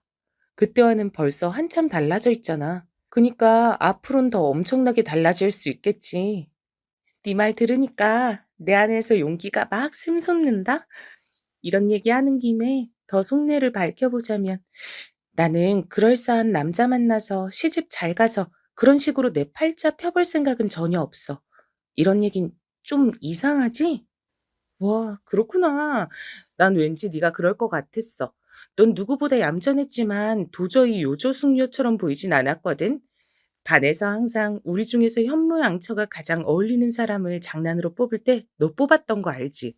근데 동시에 가장 안 어울리는 사람 뽑을 때도 네가 1순위였던 거 알아? 너 왠지 모르게 너만의 길을 갈 것 같은 그런 고든 심지가 그 눈동자에서 엿보이는 애였던 것 같아. 그런 건 말로 전해지는 게 아니거든. 나도 너처럼 우리 엄마가 해주신 말씀 중에서 가장 좋아하는 대목이 있어. 그게 뭔지 알아? 아니, 모르겠어. 궁금해. 나도 듣고서 새길래. 바로 사람의 눈은 거짓말을 못한단 거야. 자연스레 아닌 척 웃고 있어도 눈은 진실만은 담고 있기에 사람은 눈을 봐야 된다고 한대. 사람의 눈빛을 딱 봤을 때 음흉한 기운, 동태 눈깔 이런 게 느껴지면 그 사람은 영 상종 못할 사람이란 거지. 어, 인생의 지혜를 하나 들은 기분인데 나도 앞으로 살면서 참고해야겠다. 물론 내가 잘 살진 모르겠지만 아무튼 열심히 해볼 거야. 다음에 다시 무님이 너 만날 땐 내가 멋진 모습 보여주고 싶어. 그간 너에게 받은 은혜가 많으니까 꼭 갚을 거야. 이건 나 스스로에게 하는 맹세야. 그럼 사양 않고 내가 마음껏 네 성공 기대할게. 남순아, 너는 내가 만나본 그 누구보다도 눈빛이 좋은 사람이니까 반드시 멋지게 성공할 수 있을 거야. 저희 두 사람은 그날 변함없는 우정을 확인했고 깊은 대화를 많이 나눴어요. 그 이후로는 그 이전보다 훨씬 정신없이 돌아가는 일상을 살았죠. 남순이와는 간간히 소식을 주고받았으나 제가 직장을 새로 잡은 뒤에는 뜸해졌어요. 무엇보다도 남순이도 바쁜 듯 했고요. 제가 남순이를 다시 만난 건 무려 몇 해가 훌쩍 흘러서 제 결혼식 때문이었답니다. 참고로 남순이 어머니 돌아가시고 친정 부모님께 돈을 보탬받았을 때 친정 엄마로부터 저는 이런 말씀을 들은 바 있었어요. 어렸을 때부터 일찍이 고생을 많이 하면서 부모한테 자란 최고 효녀. 우리 장녀 무님이니까. 그니까 네 아버지가 요새 상황이 안 좋은데도 돈 보태라고 선뜻 허락해 주신 거야. 무슨 마음이신지 잘 알아요. 그리고 엄마가 아버지 설득해 주셨을 것도 알고요. 제가 중학교 갈 수 있었던 것도 고등학교 나온 것도 사실 엄마가 때마다 아버지 설득해 주지 않으셨다면 어려웠다는 것도 이제 와선 다 알아요.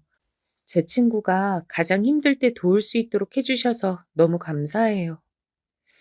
네 오빠가 네 밥만 닮았어도 네 아버지하고 나하고 얼굴에 주름이 3개는 더 없었을 거다. 친구를 소중히 여길 줄 아는 우리 딸이니 이 다음에 결혼도 잘하겠지. 결혼해서 자기 남편한테 오죽 잘하겠어? 친구 어머니가 돌아가신 상황인데 친정엄마께선 웬 결혼 얘기를 저한테 꺼내셨었죠. 일찍이 집안일이든 무슨 일이든 개고생을 자처하며 고단하게 살아온 제가 안정적인 결혼을 해서 빨리 편하게 살기를 친정엄마께서 바라고 계신다는 건 제가 이때 눈치챘었어요. 제가 성인이 됐으니 이왕이면 하루라도 일을 덜 하고 빨리 결혼해서 현모양처로 살길 원하셨습니다.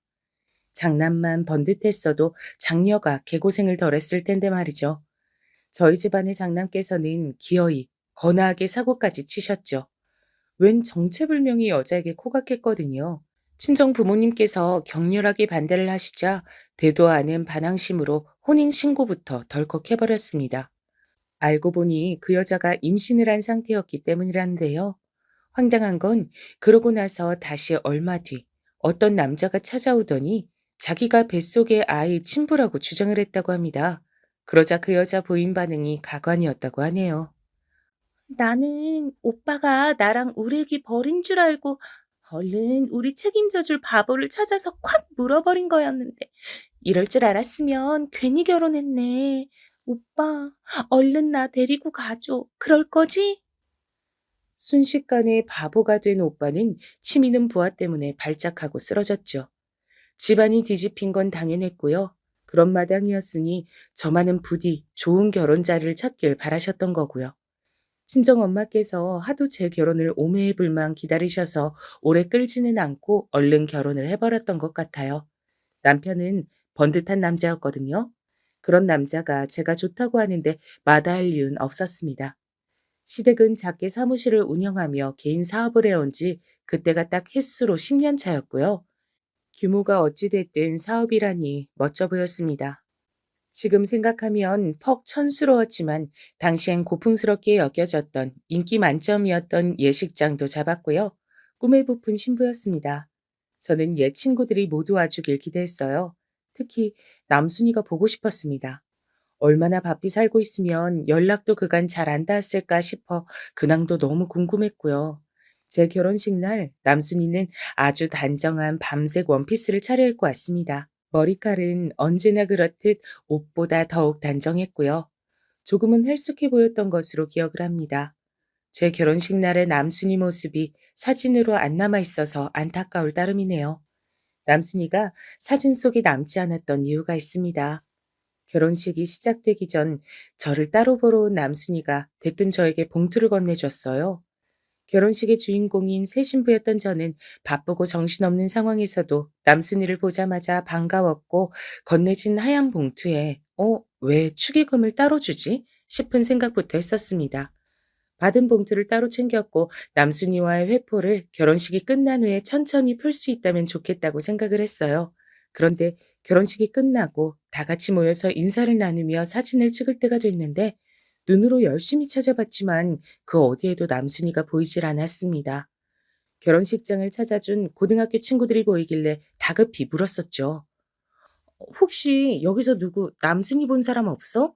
분명히 나한테 인사를 하러 와서 봤었는데 지금 암만 해도 안 보이네. 최남순? 걔 내가 좀 전에 봤는데 시기 딱 끝나자마자 바로 가버리던데. 그래서 나는 제가 뭐 되게 급한 용부가 있어서 그러나 싶었지. 너랑 미리 얘기된 거 아니었어? 알고 보니까 남순이는 밥도 안 먹고 그냥 가버렸더라고요. 심지어 밥도 안 먹다니. 먼 길을 와놓고 굳이 그런 게 이해가 가질 않았어요. 의아함을 가진 채로 남순이가 줬던 봉투를 살펴봤습니다. 막연히 축의금일 줄 알았던 건 그게 아니라 편지였습니다. 내용은 대략 이러했어요. 뜻대로, 포부대로 어느 것 하나 흘러가지 않았어. 창피하고 부끄럽고 민망하고 면목이 없다. 이게 내 현재 상태야.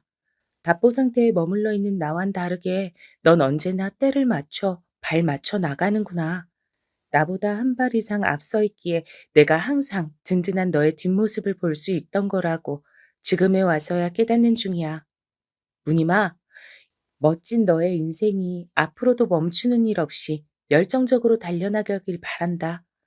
널 다시 만날 때 근사한 모습을 꼭 보여주고 싶었는데 분하고 씁쓸하다. 하지만 너의 결혼식을 보는 동안은 그래도 모든 걸 털어내고 한박 웃음을 지어 보일 테야. 너를 세상 그 누구보다 축하해주고 싶으니까. 이런 내 구질구질한 얘기를 적는 건 어쩌면 영민한 네가 나의 못난 기색을 어떻게든 알아차릴까 봐 선수를 치고 이실 짓고 하는 거고 누구보다 멋지게 축의금 거하게 내고 싶었는데 그럴 수 없음이 통탄스러워서 그 이유를 알려주고자 함이야. 못난 친구라서 항상 너에게 민폐를 끼쳐서 미안해. 네 결혼식 때 주지 못한 축의금은 언젠가 반드시 꼭 건네줄 테니까 기다려줬음 해. 너무 염치가 없지만 내 성공을 기대해주면 좋겠다. 그리고 다시 한번 결혼을 축하한다. 난 어디에서 뭘 하든 앞으로 네가 무탈하고 행복하기만 기도하고 있을 거야. 저는 남순이가 어떤 사람인지 알고 있었기에 편지에서 절절한 심정이 그대로 읽혔습니다. 저에게 축의금을 꼭 주고 싶었을 남순이가 이렇게 편지만 달랑 남기고 가야만 했으니 오죽 그 처한 상황이 여의치 않았을까 싶어서 속상했죠. 하지만 편지에선 남순이가 지닌 꿋꿋함마저 전달되고 있었기에 저는 섣불리 굴지 않기로 했습니다. 남순이의 불행을 멋대로 상상하고 재단하여 동정하는 것은 못할 짓이라고 생각했어요. 남순이는 더 이상 제가 나서서 지켜줘야 하는 심약한 친구가 아니라 성공이라는 두 글자를 쫓으며 치열하게 인생을 살아가고 있는 번듯한 어른이었으니까요. 분명히 자기 남동생도 다독여가며 그렇게 열심히 살고 있을 게 뻔했습니다. 그래, 남순아. 네 마음은 나에게 충분히 전달됐으니 부디 네가 잘 살면서 원하는 뜻을 다 이루길 바랄게. 우리 꼭 다시 만날 수 있는 거지? 그때가 너무 멀지 않길 바랄게. 마음이 쓰라리면서도 한편으론 이상하게 후련했던 것 같아요. 편지를 다 읽고 나서 곱씹는 도중에 저도 모르게 눈물이 흘렀는데 이 편지를 쓰는 동안에 남순이도 눈물을 흘렸을 것 같아서 그 모습이 그려졌고 서로를 아끼고 위하는 마음만은 떨어져 지냈어도 변함이 없다는 걸 확인받은 것에 기쁜 마음도 조금은 함께 들었었죠. 언제까지고 그런 마음을 진하게 간직하고 살 수 있다면 좋았겠지만 결혼 이후에 제가 너무나도 다사다난했어요. 남편 한 사람하고 부부의 인연을 맺은 거지만 시댁이라는 집단이 함께 딸려왔으니 결혼 이전과는 사는 양상이 완전히 달라지더라고요. 신경 쓰고 살아야 하는 가족이 몇 배로 불어난 느낌이었습니다. 시댁은 전반적으로 사업 기질이 있었어요. 그래서 남편도 결국은 사업에 올인할 거라고 했었고요. 저는 친정엄마께서 그렇게나 바라셨던 대로 결혼 이후에 직장을 그만둔 채 남편을 내조하면서 지냈습니다. 그것만 해도 직장 다니는 것보다도 사실은 더 바빴어요. 저희 부부가 슬하에 아들 하나 딸 하나 이렇게 사이좋게 하나씩 낳는데 애들 돌보고 키우는 게 우선 보통 일이 아니었고요. 제가 자랄 때랑은 다르게 웬 놈의 학원들이 그렇게 많고 교육에 신경 쓸 게 많던지요. 세상이 변했음을 자식들 키우면서 제대로 체감했습니다. 그러다 보니 가계부 쓰느라 매달 머리가 아팠죠. 돈 나갈 구멍들을 잘 보고 있었어야 했으니까요. 남편이 사업장에 몸집을 불려낸 이후에는 거기에 일손을 또 보태느라 정신없이 바빴습니다. 자랑은 아니지만 제가 기본적인 일머리가 좋아서 혼자 2인분은 했거든요. 이렇다 보니 결혼해서 시댁 식구들 챙기고 애들 낳고 키우고 골 때리는 오빠와 영원히 철이 안 드는 동생들이 버티고 있는 친정에도 신경을 써야 되고 남편하고 같이 사업장에도 매달려 지내고 이런 식으로 세월이 너무나도 빨리 휙휙 지나가 버렸습니다. 40살 생일 때 오죽하면 케이크 앞에서 눈물을 훔치며 제가 30대가 하나도 기억이 안 난다 그랬을까요? 그만큼 하루하루 치여 살다 보니까 그냥 세월이 막 흘러버렸어요. 보람이 있다면 자식들 커가는 걸 보는 것이죠. 좋은 미래만 보여주고 싶었어요. 제가 어릴 때부터 그랬던 것처럼 일에 치여서 힘들게 몸쓰며 살질 않길 바랬어요. 그 마음이 같았기에 남편도 치열하게 사업을 해온 것이었고요. 하지만 저희 부부에게 비극이 예고 없이 닥쳤습니다. 믿고 의지하던 최대 거래처였어요. 그래서 대금이 밀려도 기다렸습니다. 하지만 최대 거래처가 하루아침에 망해서 문을 닫아버렸고 밀린 대금만 오매불만 기다리며 부족한 돈을 되출로 채우며 살던 저희는 폭삭 주저앉게 됐습니다. 청천벽력이었고 건강이 안 좋으셨던 시어머니께선 충격을 받아 그만 돌아가시고 말았습니다. 살면서 그런 괴로움, 고통, 무력함은 처음이었어요. 정신이 나갈 것만 같았습니다. 이제 고등학생, 중학생인 자식들을 보면서 가슴이 찢어졌죠. 저와는 다르게 고생을 보지 않고 성인이 돼서 대학 생활을 즐겁게 하기만을 바랬는데 집까지 경매로 넘어가게 된 상황에서 대학이 아니라 공장을, 학업을 잇는 게 아니라 자퇴를 고려하고 있는 자식들을 보고 하염없이 눈물이 났습니다. 남편은 자기가 시어머니께 크나큰 불효를 저질렀다며 끊임없이 자책하고 있는 상황이었고요. 그 어디에도 탈출구는 없을 것 같은 그때 놀랍게도 절 찾아온 사람이 있었습니다. 무늬마, 오랜만이야. 우리 너 결혼식 때 보고 처음 보는 거니까 딱 20년 만인가? 벌써 세월이 그렇게 흘렀네? 남순아, 네가 나 있는 곳은 어떻게 알고 찾아왔어? 그보다 그간 잘 지냈어? 길 가다 마주치면 못 알아볼 것 같다. 편하게 입었지만 너한테 왠지 귀티가 흐른다. 남순아, 너 잘 지냈나 보다. 다행이다. 그간 너 어떻게 사나 진짜 궁금했는데 아무도 너랑 연락이 되질 않아서 걱정했었어. 연락 안 된 건 미안해. 내가 워낙 정신없이 살기도 했고 해외에서 거의 지냈던지라 더 그럴 수밖에 없었네. 무늬마, 그런 너도 잘 지냈다며? 사업이 꽤 잘 돼서 그간 잘 지낸 것 같더라. 근데 너를 만나고 싶어서 내가 귀국한 이 시기가 공교롭게도 네가 어려운 때인 것 같아서 마음이 좀 어렵더라. 괜찮다고 해야 했는데 입이 안 떨어졌습니다. 방심하면 눈물이 날 것 같아서 입을 꾹 닫고 그저 미소만 지었죠.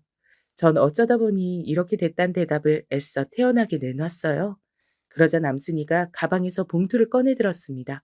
저는 단박에 손부터 내줬죠. 너 그거 뭐야? 설마 돈이야? 내 사정 듣고 이러는 거라면 나야말로 마음이 어려워져. 이러지 않아도 돼. 아니, 꼭 받아줘야 돼. 왜냐면 이건 내가 20년이나 걸려서 주게 된 축의금이니까. 뭐? 추, 축의금이라고? 설마 그동안 까맣게 잊고 있었던 건 아니지? 내가 주겠다 그랬잖아. 그때 못 준 축의금 말이야.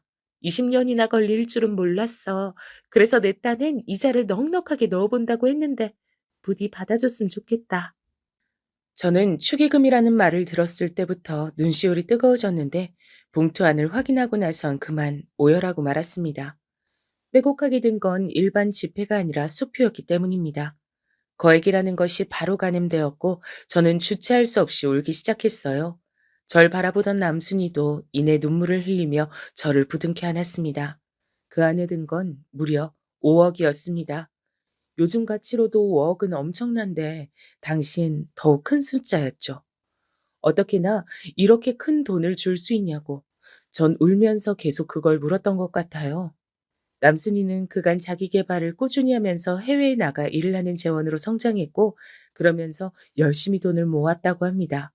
중간에 괴로운 일들도 있었지만 성공하겠다는 저와의 약속을 떠올리며 이겨냈대요.